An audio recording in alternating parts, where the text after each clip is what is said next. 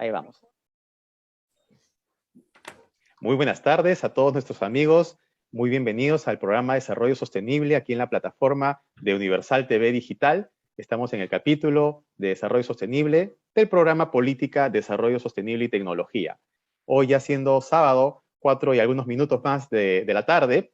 Muy buenas tardes a toda América Latina, muy buenas noches por Europa y muy buenos días por el Asia. El día de hoy quisiéramos, en principio, abordar un tema muy interesante, creo que está bastante conocido por varios países de Centro y Sudamérica, así que creo que va a ser bastante atractivo para todos nosotros compartir estas reflexiones. Pero no antes, pero primero quisiera dar el uso de la palabra para que emita su saludo a don Ricardo Gutiérrez. Qué bueno tenerte en el programa, Ricardo. Un abrazo grande. Tu saludo, por favor. Sí, muchas gracias. Sí, ha sido un pequeño descanso que he tenido haciendo unas actividades que en pro de nuestro país y del planeta, porque hay muchas cosas que están ocurriendo que nos perjudican a todos los peruanos y también a la región y obviamente al planeta. Entonces, yo soy el coronel FAP en retiro, Ricardo Gutiérrez Rivas, defensor calificado de la patria, a mucha honra. Y me he dedicado a hacer este tipo de entrevistas porque son interesantísimas, ya que podemos estar en contacto con gente élite en conocimientos y en actitud como ciudadanos del planeta, ¿no? En este momento aprovecho para darle la bienvenida al ingeniero, al doctor Jorge Arturo Herot Pérez, quien ya nos ha acompañado antes, pero que seguramente Jorge va a hablar de él, ¿no? Muchísimas gracias, Ricardo. Quiero presentar al doctor Jorge Arturo Heró Pérez. Voy a intentar resumir su perfil, porque es bastante voluminoso y digamos, para que también nos salude el doctor Jorge Heró es un científico del área de radiociencia o radiofísica. Inició con un bachillerato en electrónica en la Universidad Nacional de Ingeniería, aquí en Lima, luego una maestría en ciencias y un doctorado en la Universidad de Stanford en California. Él se ha desempeñado en 4 áreas principales como investigador y científico, más de 15 años en Radio Observatorio de Jicamarca, el Instituto Geofísico del Perú, en investigación en astronomía de radar, física lonosférica y de la magnetosfera. Interesante, magnetosfera, en realidad es la pronunciación. Él es actualmente director del Instituto de Radioastronomía de la Pontificia Universidad Católica del Perú, donde dirige y realiza además investigaciones en áreas principales como astrofísica y radioastronomía, el espacio de circunterrestre, desarrollando satélites además, y en geociencias, estudiando física de la Tierra sólida y el uso de señales electromagnéticas para llegar a pronóstico de sismos. En general, tenemos realmente una persona de lujo aquí en este programa y que quisiera yo, por favor, darle la bienvenida y su saludo. Doctor Heró, gracias por aceptar la invitación. Muy buenas tardes. Encantado de estar aquí con ustedes una vez más y atender a la conversación, a las preguntas, a la interacción con otras personas sobre asuntos que tienen que ver con desastres naturales, especialmente en las áreas que estamos trabajando nosotros, que tienen que ver no en los desastres mismos, sino en las causas de estos desastres, básicamente terremotos, y la manera como estamos estudiando el poder vivir con los terremotos. Este es un país sísmico y por lo tanto tenemos que aprender a vivir con ellos. Tenemos que cuidarnos, pero tenemos que también tener avisos, y la idea es conocer un poco sobre lo que va a ocurrir antes que se produzca el terremoto. Y creemos que sí, esto se puede lograr. Ahora lo estamos logrando muy poquito, conversaremos sobre eso, pero más adelante creo que se puede perfeccionar. Así que muchas gracias. Muchas gracias a usted por participar en el programa, en este programa. En realidad, creo yo que existe un contexto bastante desafiante, por decirlo de alguna manera, cuando queremos abordar con seriedad y con mediana claridad el desarrollo sostenible. Bueno, las ODS, los Objetivos de Desarrollo Sostenible de las Naciones Unidas, nos dan estos lineamientos de diagnósticos de años anteriores. Y claro, lo que se ha venido aprendiendo a lo largo de los diferentes capítulos del programa es que existen varios objetivos que están muy vinculados unos con otros. Y hay desafíos que, por lo tanto, están determinados en estos objetivos y metas. Por ejemplo, vida de ecosistemas terrestres es uno que tiene que ver con el tema que estamos abordando ahora mismo, que tiene que ver con prevención de desastres, ¿no es cierto? De gestión de riesgos, de desastres desde el punto de vista sismológico, por ejemplo, tanto en tierra como en agua, y tenemos un desastre ahora mismo aquí en las costas del Perú. Pero se van generando, pues, vínculos muy fuertes, ¿no? Entre los objetivos de desarrollo sostenible. Y cuando existe, claro, vía submarina es otro objetivo que también está muy vinculado con lo que estamos viviendo ahora mismo en el país, en ciertas partes de la costa peruana. Sentimos un poco ahí, doctor, que, por lo que usted señalaba, que existe todavía no solamente la necesidad de vivir y convivir con una realidad de riesgo sísmico en Centro Sudamérica, y que además no necesariamente va acompañado esta realidad con la capacidad de previsibilidad. Da la sensación que diferentes países, diferentes sociedades, diferentes partes de la costa en general, resultan un poquito desarticuladas. Algunas organizaciones de estados, de gobiernos, están un poquito más en la agenda de poder abordar esta capacidad de previsibilidad, de anticipo y además de gestión después del desastre, que es algo que Ricardo Gutiérrez apuesta mucho, no solamente la prevención, sino también la gestión después que sucede. Y eso es algo que se ha venido notando porque no tenemos necesariamente, y eso es una hipótesis que voy a soltar, planes de pronto que se implementen de manera rigurosa en algunos países, quizás más, en otras sociedades o lugares de repente menos. En su experiencia, doctor, ¿cómo siente, cómo ve, cómo lee la realidad en las costas de Sudamérica, digamos, y del Perú en particular, respecto a advertir eventuales problemas o desastres naturales vinculados a sismos? Bueno, lo último, para empezar por el final, lo último que hemos vivido ha sido un desastre natural que está ha estado vinculado a la relación que existe con los movimientos tectónicos, ¿no? Pero que no ha sido provocado por un sismo propiamente. Y eso ha causado cierta confusión. La producción por ejemplo, de un tsunami es algo que sabemos que está en todos los protocolos, que ocurre con un sismo de un cierto grado. Algunos toman 7, otros toman 8 grados en la escala Richter, pero eso tiene que ver con un protocolo y dependiendo de dónde se da. La ventaja que tienen los tsunamis es que podemos conocer anticipadamente sobre el riesgo que traen.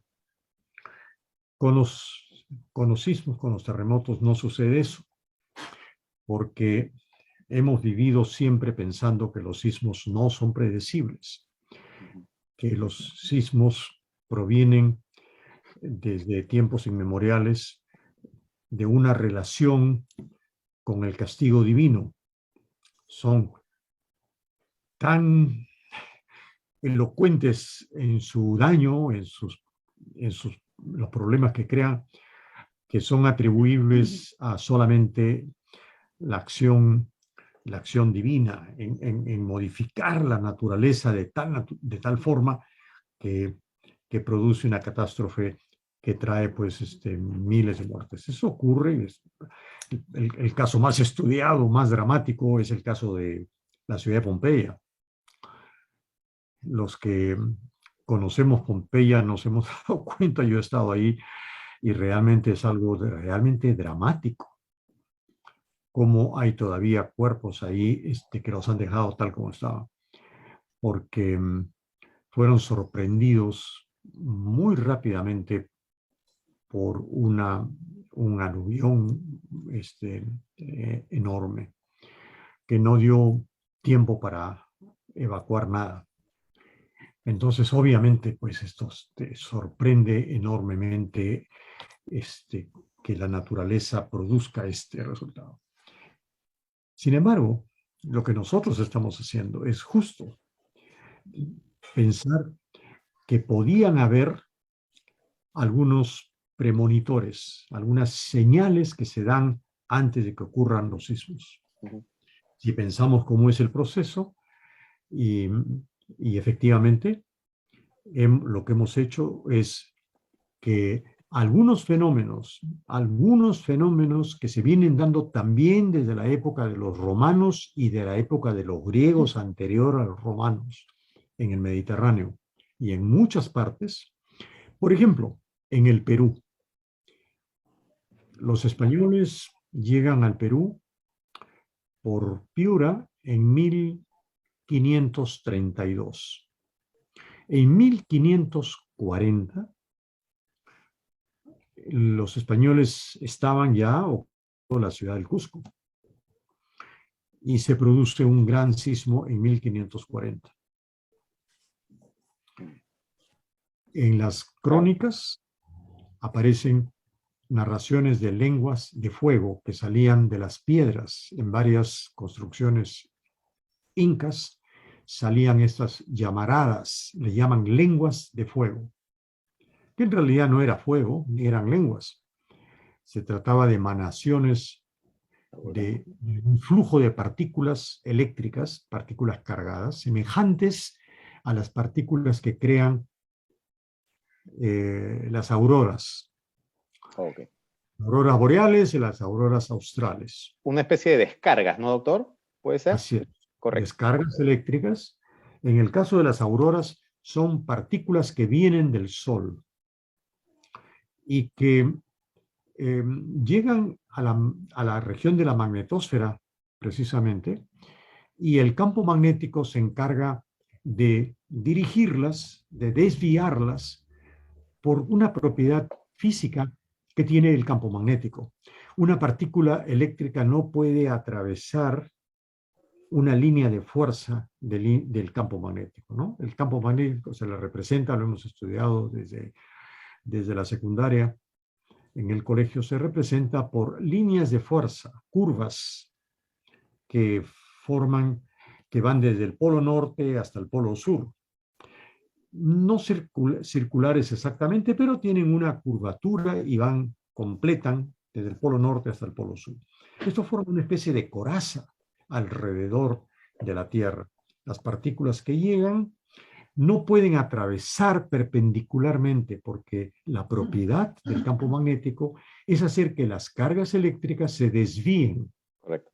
Pueden moverse alrededor de las líneas del campo eléctrico, pero no pueden atravesarlas. Es como si nosotros quisiéramos atravesar una supercarretera, ¿no es cierto? Una vía expresa donde hay un tráfico muy intenso. No podemos atravesarlo. Tenemos que cruzar a través de puentes, a través de intercambios viales, pero no podemos atravesarlo. Es un suicidio, ¿no? Atravesar el tráfico lleno de una carretera a toda velocidad. Igualito pasa con las partículas. Doctor, no pueden atravesarlo.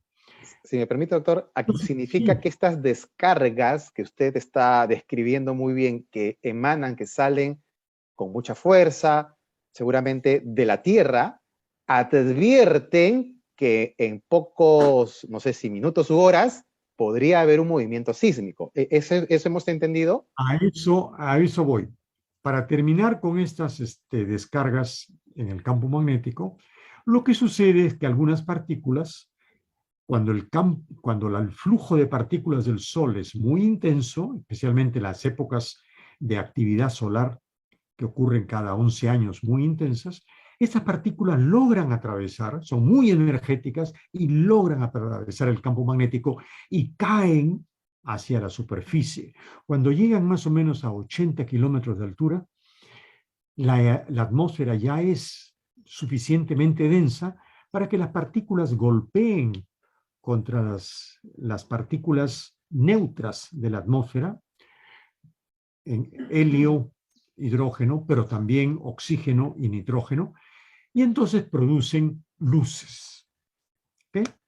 Esas son las auroras. Ahora, ¿qué pasa en un sismo?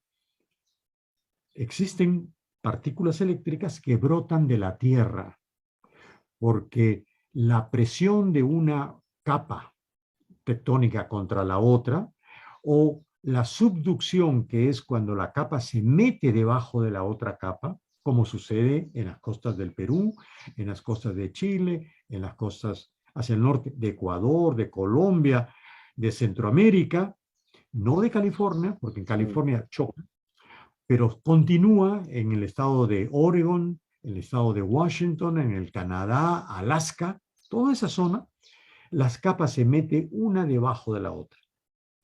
Cuando hace presión y no resbala, porque son capas enormes de decenas o cientos de kilómetros, roca y abajo magma, roca derretida, semiderretida, son rocas a 800, 1000 grados centígrados, rocas derretidas o gelatinosas, ¿no es cierto?, densas, que es el magma.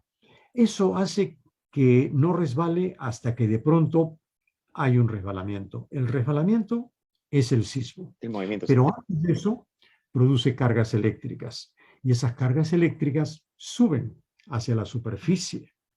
Y cuando la superficie presenta, por ejemplo, cerros, presenta algunas montañas altas o presenta islas que tienen comportamiento sinuoso, hacia arriba, cerros, las islas, entonces las cargas eléctricas, como sabemos de la física del colegio, se va por las puntas, ¿no? Y las puntas hacen que estas cargas eléctricas sean llevadas, sean liberadas en la atmósfera.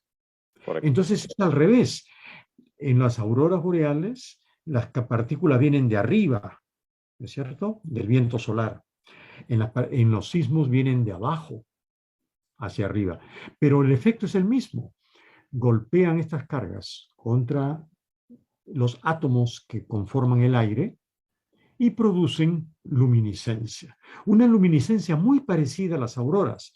Se mueve, forman, tienen formas helicoidales, parecen estrías, son tenues, no son brillantes, son luces tenues que duran poco tiempo. Mientras haya cargas, las cargas disminuyen y desaparecen.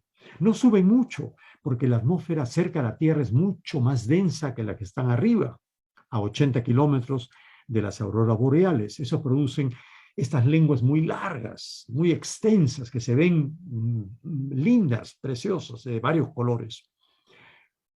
En tierra se ven fugaces, muy rápidas, correcto. Pero hay gente que las ha visto y las ha reportado. Se han visto en muchas filmaciones.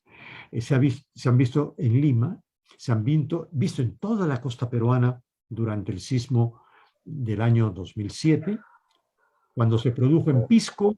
En Pisco hubo luces, en Ica, en fin, a todo lo largo de la costa, y sobre San Lorenzo y sobre algunos cerros por Monterrico, por La Molina, donde habían cerros y puntiagudos. Correcto. Eso lo hemos visto. Es decir, hay señales que se anticipan a estos sismos. Que advierten, ¿no? Y por lo tanto, eso es lo que nosotros estamos haciendo para aprovecharlas y entender qué sucede antes que venga el terremoto. Correcto. Ricardo, por favor. Tu audio, sí. Sí, gracias. Este es el espacio de desarrollo sostenible. Y les hago recordar a todos los que nos ven y nos escuchan que el desarrollo sostenible son en base a los 17 Objetivos de Desarrollo Sostenible de la ONU que Perú firmó hace unos años y que debemos de cumplir para poder liberarnos de la pobreza y hacerle bien al planeta, ¿no?, con nuestras obras.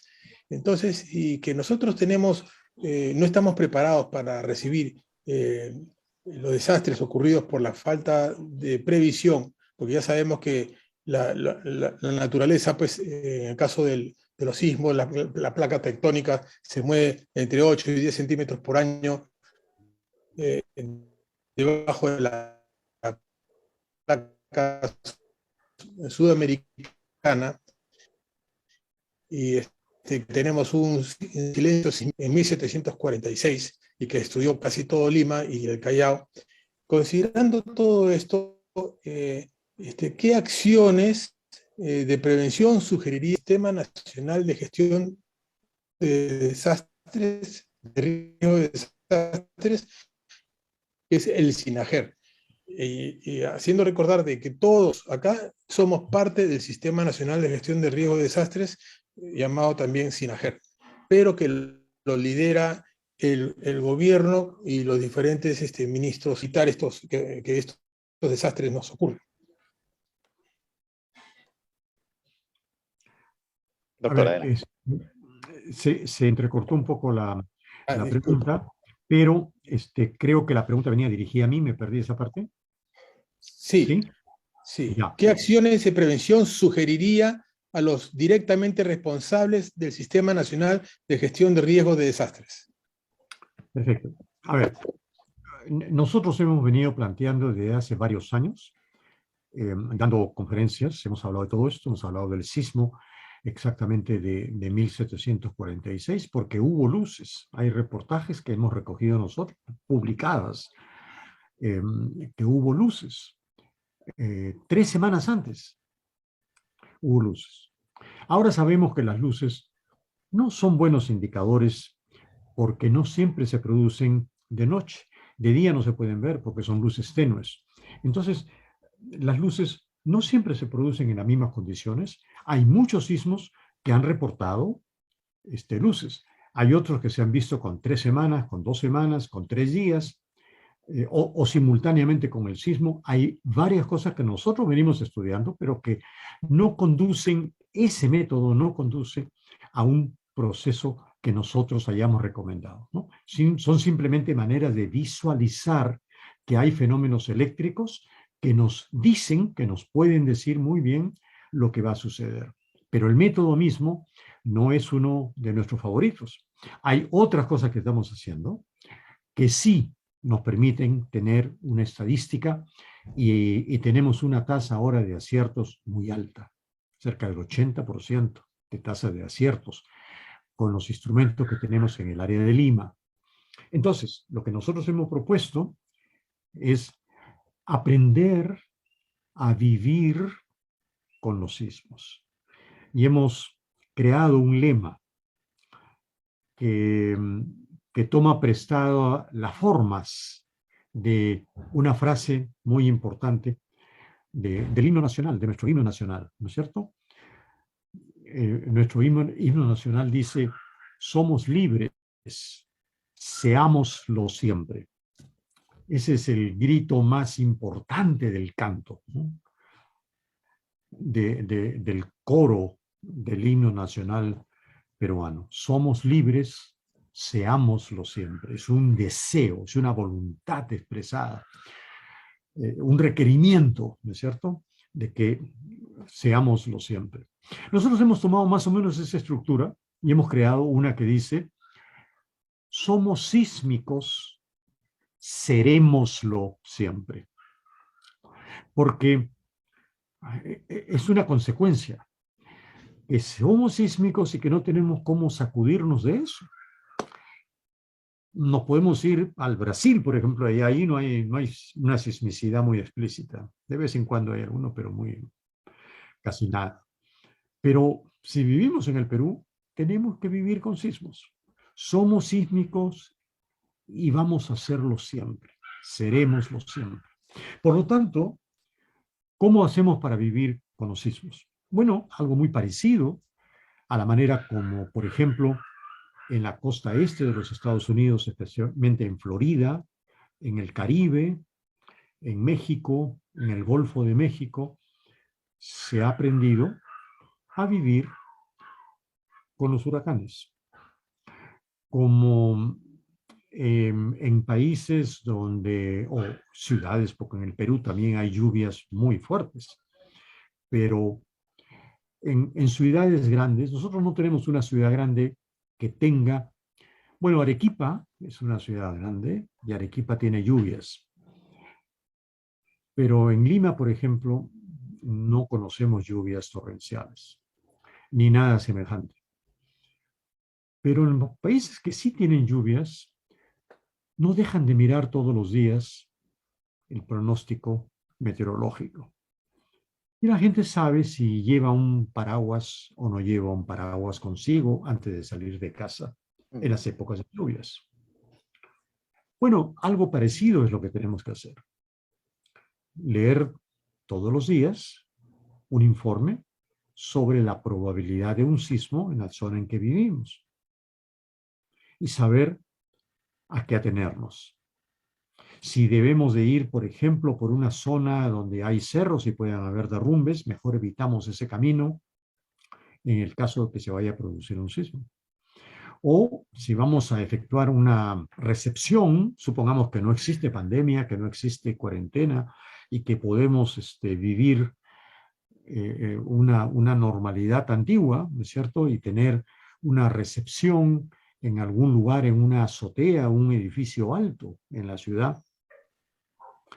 Y existe, y nos enteramos de que existe una probabilidad muy alta de que haya un sismo de magnitud 6.5, mejor evitamos, no hacemos esa recepción, porque no vamos a poder bajar por el ascensor.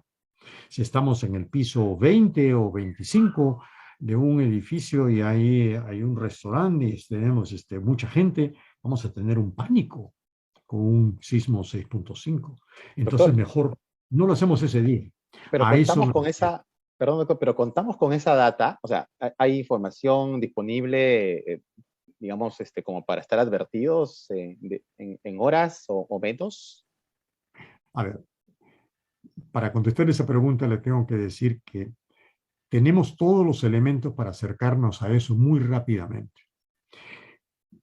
Con los dos equipos que tenemos, dos estaciones que tenemos en el área de Lima, tenemos ya una tasa de aciertos del orden del 80%, con sismos muy pequeños.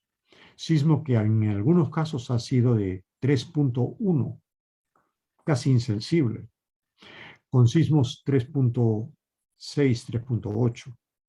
Por ejemplo, el día lunes 17 de esta semana, nosotros teníamos conocimiento de que iba posiblemente a haber un sismo pequeño. Nuestro pronóstico era de 3.8, que iba a ocurrir ese sismo. Y acá tengo los datos exactos y el resultado. Y se los puedo leer. Nosotros dijimos que iba a ser esto iba a ocurrir a las 19, iba a ocurrir a las 12 del día con 2 minutos más o menos. ¿No? Ocurrió a las 19 con 56 minutos. O sea, fallamos más o menos por 9 horas. ¿No? Más o menos. Pero 9 para días, esto, horas. ¿a qué hora fue que estuvieron, digamos, pudieron sacar ese pronóstico?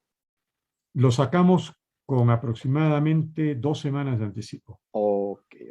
Desde 2 semanas antes ya sospechábamos, ya sabíamos que podía haber, y lo vamos, el pronóstico lo vamos viendo todos los días con mayor información. Y se va usando y vamos sacando, sobre todo vamos mejorando la magnitud del sismo. ¿Ya? Es bastante, 2 semanas, doctor, es realmente así es. Buenísima noticia, o sea, es muy importante para la prevención que hablábamos, ¿no? Pero veamos un poquito más. Esto ocurrió frente a Ancón, ¿ya? Cuando ocurrió el sismo, ocurrió frente a Ancón, ¿ya? La profundidad que nosotros creíamos que iba a suceder era de 40.57 kilómetros y el sismo ocurrió a 54 kilómetros. Eso tiene que ver con la profundidad de la capa tectónica, ¿no? Correcto. Bueno, tengo datos de latitud. Nosotros habíamos visto latitud menos 11.78. El Instituto Geofísico del Perú, que es el que ve los sismos, dijo que había sido a menos 11.81. Ahí nomás. Y longitud, nosotros dijimos que iba a ser a menos 77.18 y el geofísico determinó que había sido a menos 77.65. La magnitud es lo más interesante de todo, porque es donde tenemos mejor datos. El geofísico dijo que había sido, nosotros primero dijimos que iba a ser 3.8 de magnitud. O sea, casi no sensible, ¿no? Creo que nadie lo sintió. No hubo muchos reportes. Repito, nosotros 2 semanas antes, y fuimos mejorando este cálculo, 3.8. El sismo resultó ser, primero el geofísico dijo 3.7, después lo corrigió a 3.6. 0.2 de magnitud de diferencia. Es donde mejor tenemos precisión, ¿no? La localidad resultó como a unos 50 kilómetros o 52 kilómetros de distancia, ¿no? O sea, la falla en determinar el epicentro fue de 52 kilómetros. Pero como ustedes comprenderán, para un sismo de esta magnitud no tiene mucha importancia, porque no lo siente nadie. Estos sismos pequeños nos sirven de entrenamiento, nos sirven de verificar que nuestros equipos funcionan y más o menos estamos. Pero lo que más nos interesa es la magnitud. ¿Por qué? Porque cuando venga el sismo que se espera que ocurra en Lima, dicho no por nosotros, sino dicho por el Instituto Geofísico del Perú, que es la entidad que se encarga de eso, ellos piensan que va a ocurrir ese sismo con una magnitud de desastre enorme, 8.9. El 8.9, su zona de ruptura, o sea, la zona afectada, puede ser entre 500 y 800 kilómetros. Si nosotros tenemos una falla de 50 kilómetros en determinar el epicentro, no tiene ninguna importancia, ¿no? Porque la zona afectada va a tener cientos de kilómetros. Pero además de eso, la señal que vamos a tener, ¿no? O sea, las señales que nosotros recibimos eléctricas, que son las que nos alertan y que hemos aprendido a entender. Las que vienen del subsuelo, ¿verdad? Que vienen del subsuelo, vienen de abajo, de 40 o 50 kilómetros bajo el suelo o bajo el lecho marino. Esas señales nosotros las recibimos y las percibimos con una anticipación suficiente como para poder avisar a Defensa Civil, ¿no?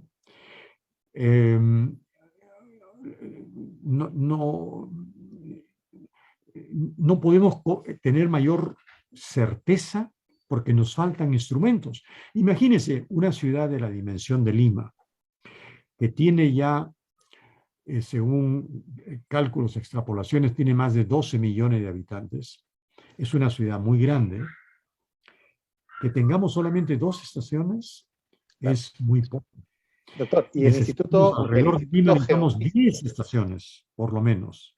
Doctor, en el caso de ustedes, como desde la Universidad Católica del Perú y desde el Instituto Geofísico, cuentan, entenderíamos, con una mayor capacidad de infraestructura especializada en esta materia, ¿o no es así?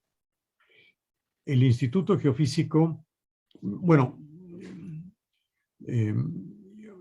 tendrían que preguntarle los detalles al Instituto Geofísico del Perú, pero lo que ellos han dicho es que están terminando una red de alerta temprana que va a dar algunos segundos o poquísimos minutos antes, lo cual es una gran ayuda para el momento final, ¿no? Yo pienso que la combinación de ambos sistemas puede dar una mayor tranquilidad a la población. Más utilidad, ¿no? Es Correcto. decir, si nos avisan con pocos segundos, porque ellos se basan en métodos sísmicos. Los métodos sísmicos se hacen con las ondas sísmicas. Las ondas sísmicas se producen cuando ocurre el sismo. Claro. Es decir, la ventaja que hay de anticipo es debido a que el consumo de la información, en este caso la ciudad de Lima, estaría separada por varios kilómetros del lugar donde se origina el sismo. Y por lo tanto, la onda sísmica se desplaza a muy alta velocidad, pero toma pues algunos pocos segundos en llegar. Correcto, correcto. Por lo tanto, el aviso que nos da es muy corto. Podemos poner una señal, por ejemplo, en una isla en el litoral lejos, porque la mayoría de los sismos se producen en la región cerca a la costa, la mayoría, sí, la mayoría de los sismos grandes se ha producido en esa zona. Correcto. Entonces hay pocos segundos, ¿no? Algo es algo, claro que sí, yo creo que es una buena cosa. Pero, correcto. ¿Cómo sabemos con anticipación? No sabemos. Pero si una persona tiene ya su paraguas, ¿se da cuenta? Claro, claro. Ya le avisaron que hay la posibilidad de que llueva, ¿no es cierto? Y está en una reunión a las 11 de la mañana y de pronto sale a la calle y se encuentra que hay una lluvia torrencial, pues, abre su paraguas, se moja algo, se moja los pies, los brazos, pero da chance de ponerse a buen recaudo, ¿no? Claro. Así es. Pero ya está preparada porque tiene su paraguas, ¿no es cierto? Ya espera eso. Usted está hablando de la cultura. Es que la combinación de ambos métodos es, con 2 semanas leemos, parece que va a haber un sismo, parece que va a ser fuerte, parece que va a ser fuerte, entonces mejor chequeo mi mochila, veo que mis utensilios, mi linterna, mi radio tenga las pilas nuevas, veo que tenga las medicinas que necesito, veo que tenga el agua suficiente. Me preocupo pocos días antes de tener mi agua lista y mi mochila lista en la puerta. Y entreno a mis hijos que tengan cuidado. Me preocupo de, quién sabe, no comprometerme mucho para, en caso de que tenga que ir a recoger a mis hijos del colegio, lo puedo hacer. O estoy cerca. Porque imagínese usted el caos que puede haber en el tráfico con un sismo 8.9. Sin duda, entonces, doctor, sin duda. Preparación, teniendo ya un aviso mucho más certero, va a ser un complemento fundamental para lo que va a ocurrir en el último minuto, en los últimos 10 segundos. Suena la alarma, 10 segundos, ya estoy preparado, ya estoy en el ánimo, ya estoy en el espíritu de la emergencia, ¿no es cierto? Correcto. Ya estamos preparados en la oficina, en el colegio, ya estamos listos, por si acaso. Ahí, si Ricardo, no nada, no pasa nada, guardamos nuestros utensilios. Ahí, doctor, si nos permite, ahí Ricardo quería hacer una intervención. Ricardo. Lo que estamos hablando es construir una cultura de resiliencia, una cultura de resiliencia. Los mecanismos de predicción se podrían completar con más equipos que después seguramente nos va a decir y de repente podemos conseguir la forma para poder complementar las brechas que puedan encontrarse. Porque no solamente es esos 2 equipos que tienen 80% de acierto, pero un limitado espacio, si no se necesita, pues, de repente en toda la costa o en todo el país, ¿no? Hay una situación que tenemos que tener en cuenta. Sí, doctor, dígame. Pero sí, me quería agregar ahí una cosita. Además, si tomamos en cuenta, por ejemplo, los tsunamis, esto también es importantísimo para los tsunamis, ¿no? Porque si tenemos la posibilidad de que exista un sismo, no en la ciudad, por ejemplo, pero sí en un lugar como en las playas del sur, donde tenemos pues ahora 150 kilómetros de playas y muy atendidas y muy visitadas, ¿no es cierto? Entonces, si tenemos un sismo a 150 kilómetros al sur de Lima, mejor es que esas playas también sepan los habitantes de la playa que hay una posibilidad de que haya un sismo Por supuesto. cercano y que por lo tanto van a tener que dormir o van a tener que estar atentos a la sirena, a la alarma, a ver cómo se evacúa, cómo las pistas están libres. De repente los automóviles, los que están en campamentos en muchas playas, sus automóviles están un poco más retirados como para poder salir rápidamente, cosas de esa naturaleza. O sea, se prepara uno para estar en ¿Verdad? mejores condiciones de atender la emergencia. Y si se produce la alarma del Instituto Geofísico certera a pocos segundos, aunque sea, ya es una tremenda ventaja para los que están en las playas y puede haber un tsunami casi local, ¿no es cierto? Perdón, doctor, en el último, la última erupción volcánica que ocurrió en Hungatonga, en la isla, en el volcán ese que ocurrió el día 15, a los 15 segundos más o menos empezó a haber tsunami contra las mismas playas, 15 segundos, o sea, fue muy rápido. En el caso específico de Perú, que estamos nosotros como la ciudad más vulnerable del mundo ante los sismos, y hay varios estudiosos ya lo han dicho de antemano, uno de ellos, nuestro amigo finado, el ingeniero Julio Kuroiwa, que decía que ya estábamos entre el año 2016, dijo que entre 8 y 10 años se iba a ocurrir un megasismo en Lima. O sea, ya lo tenemos más o menos ubicado. Pero desgraciadamente, si hay un megasismo en Lima, va a haber un tsunami muy fuerte. Pero ¿qué hacemos ahorita si ha habido un derrame petrolero de 6.000 barriles que ha malogrado toda nuestra flora y fauna de la costa? ¿Qué hacemos con un derrame de esos si sabemos que en un sismo podríamos tener 2,5 millones de barriles que están en la refinería Conchán, otros tantos en la refinería Pampilla y otros tantos en la refinería Talara? ¿Qué hacemos con esa? ¿Cómo protegemos esos almacenamientos de hidrocarburos? Que sí, realmente ahí sí sería la hecatombe para el planeta, no solo para el país. Esa es mi gran preocupación. Es una buena conjetura y yo creo que debe ser atendido por los entes especializados.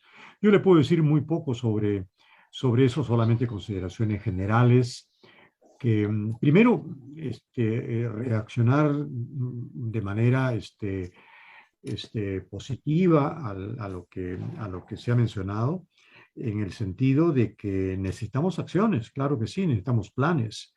Necesitamos planes que posiblemente incluyan construcciones, resguardos alrededor de los almacenamientos, ver cómo están esos almacenamientos, qué características de diseño de construcción tienen con respecto a un sismo de grado 9, porque estamos hablando, si un 8.9 es eso, ¿no? Tiene que tener una protección de un sismo 9.5, una cosa por el estilo.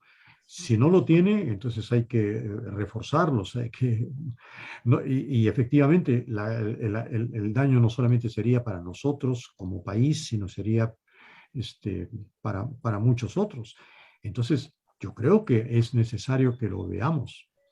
Ahora, lo que yo le digo, en esos casos ya realmente hay poco que hacer.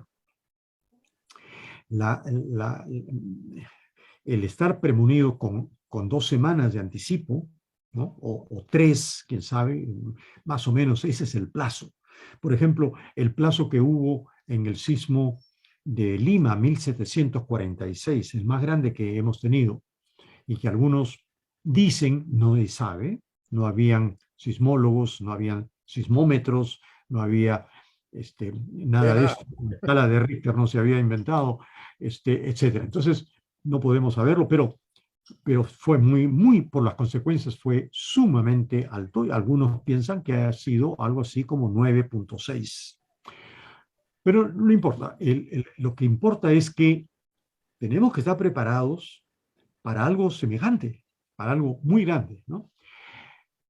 2, 3 semanas, 3 semanas fue el aviso de las luces que hubo en la isla San Lorenzo. Y eso está escrito, está publicado. En 1751 se publicó eso.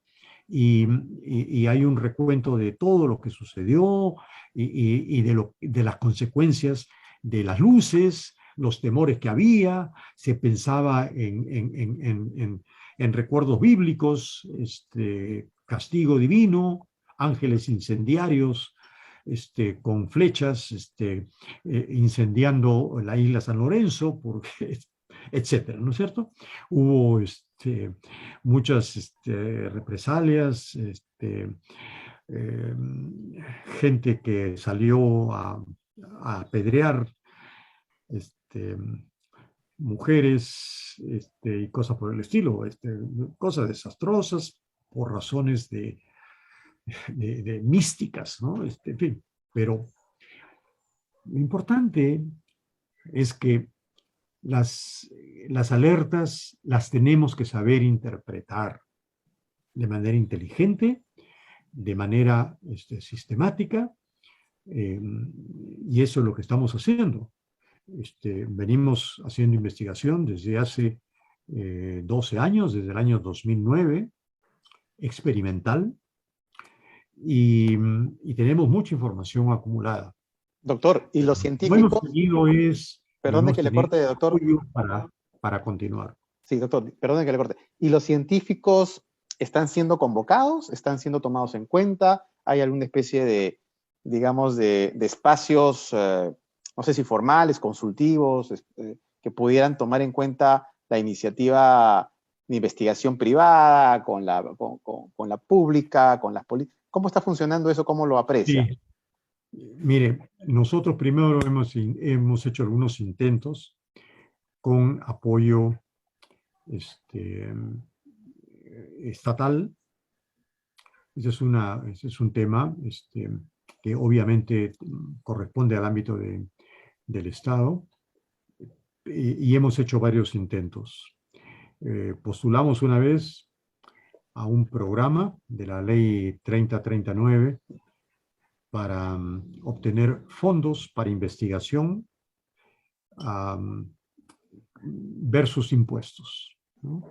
Y esta ley permite deducir el 100% y hasta 75% adicional con una calificación por parte del Ministerio de Economía y Finanzas, deducir los impuestos.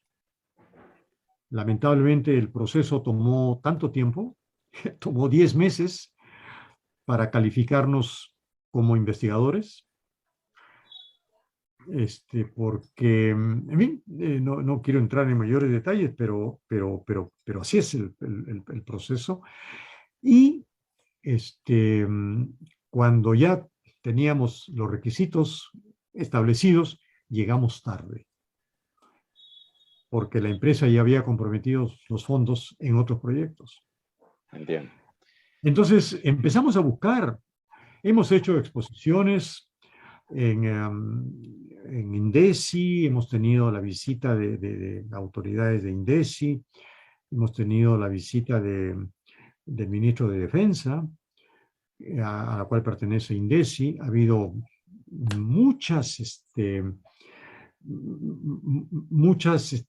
buena recepción, ha habido muchos alientos y buena recepción, pero muchas veces sucede que mientras el gol no entre, no se gana el partido, ¿no? Correcto, correcto. Y no hemos logrado hacer el gol en el sentido de logrado el apoyo económico necesario para instalar Nosotros ahora tenemos más o menos 10 estaciones, digo más o menos porque tenemos 2 operando y las otras que no están operativas por razones de la pandemia, ¿no? No se puede viajar, hay muchas cosas que realmente significan posibilidades de contagio, sobre todo cuando no había vacunas todavía, y realmente ha habido un freno en la inversión, en el trabajo, claro que sí, y eso nos ha hecho que nos hayamos quedado con 2 estaciones en el área de Lima, que están muy cerca y que las podemos atender. Hay que darle mantenimiento, hay que invertir en viajes, Tenemos algunas que están en el departamento de Tacna, Moquegua, ¿no es cierto? Que están lejos. Y De hay que acuerdo, ir hasta allá y hay que llevar, en fin, repuestos y de acuerdo. mantenerlas, ¿no? Son Muy bien, estaciones sofisticadas que necesitan eso. Pero el sector privado, estamos intentando con el sector privado, porque también es cosa del, del sector privado, ¿no?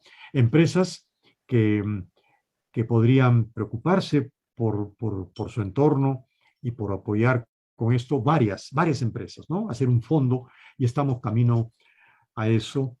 Hemos pensado en financiamiento internacional también. Hay entidades internacionales que están aletargadas ahora también por el muy COVID, bien.